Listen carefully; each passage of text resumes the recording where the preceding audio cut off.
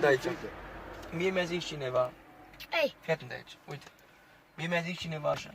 Că tu, de banii care ți-am dat eu data trecută, ai luat băutură și te-ai îmbătat mor de beat în fața la Sorin la magazin. Să fiu mă dacă nu mi-am mâncat de 200, de 200 pulpei, să-mi aduc acasă când mult, na.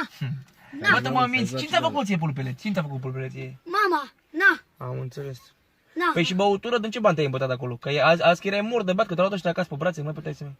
Și whisky ce a luat? Cine a zis? A? Cine a zis? Uite mă, Niculina s-a cerat pe copiii ei că erai mor de beat în fața la magazin Nicu? acolo. Da.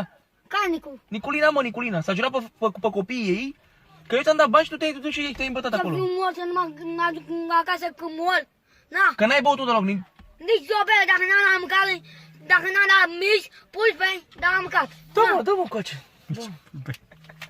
Ia-mă aici. Săracu.